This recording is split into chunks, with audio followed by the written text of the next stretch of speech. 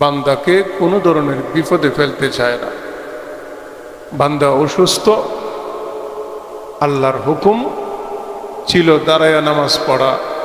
বান্দা যখন অসুস্থ, দুর্বল, আল্লাহ পাক আবার হুকুম দিয়েছেন, বান্দা তুমি যখন দাঁড়ায়া নামাজ পড়তে কষ্ট হবে তখন তুমি বসে নামাজ পড়ো। সুবহানাল্লাহ। বসেও যদি বান্দার ইবাদত করতে কষ্ট হয়, আল্লাহ তাআলা বলতেছেন, বান্দা বইসাও না, তুমি কোনো কিছুতে হেলান দিয়া নামাজ পড়ো। হেলান দিয়েও যদি কষ্ট হয়, বান্দা তুমি পশ্চিমমুখী হয়ে পূর্ব দিকে মাথা দিয়ে তুমি শুয়ে যাও। শুয়ে গেলেও পশ্চিম দিকে ফিরে ফিরে তুমি ইশারা দিয়া নামাজ পড়ো। এরপরও আল্লাহর হুকুম মানো। সুবহানাল্লাহ। এরপরও আল্লাহর হুকুম মানার জন্য বলছেন আল্লাহ তাআলা। দাঁড়ায়া নামাজ পড়ার কথা ছিল, দাঁড়ায়া পড়তে পারে না, অসুস্থ, দুর্বল, বসে নামাজ পড়ো। আল্লাহর হুকুম, বসেও যদি বান্দা বান্দির কষ্ট হয়, বসে নামাজ পড়ার দরকার নাই, শুয়ে শুয়ে নামাজ পড়ো। শুয়ে শুয়েও যদি নামাজ পড়তে পারে না বান্দা, তারপরে একটা বালিশে ইশারা দিয়াও হইলেও নামাজ আদায় করতেই হবে, এছাড়া কোনো সুযোগ নাই। ইশারার মাধ্যমে হইলেও নামাজ পড়তে হবে, আদায় করতে হবে। এই আল্লাহর হুকুম।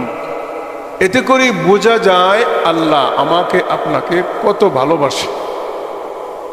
ঈসা নবীর উম্মত, যেই আল্লাহ আখিরি পয়গম্বর মুহাম্মদুর রাসূলুল্লাহর উম্মত, একই আল্লাহ।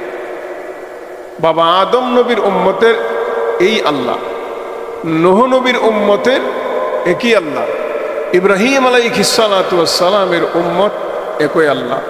কিন্তু এক একজন নবীর হুকুম আল্লাহ এক এক রকম দিয়েছেন। সব থেকে, সমস্ত নবীর থেকে সহজ এবং সুন্দর হুকুম দিয়েছেন আল্লাহ তাআলা উম্মতে মুহাম্মদীকে। সুবহানাল্লাহ।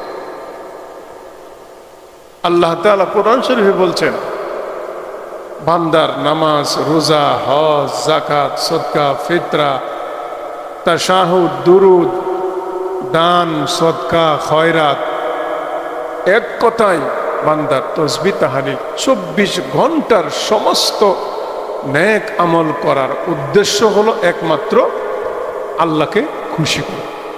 এটাই একমাত্র আল্লাহ তাআলার উদ্দেশ্য, শুধু আল্লাহকে খুশি করা। এটা হলো বান্দাবান্দির উদ্দেশ্য।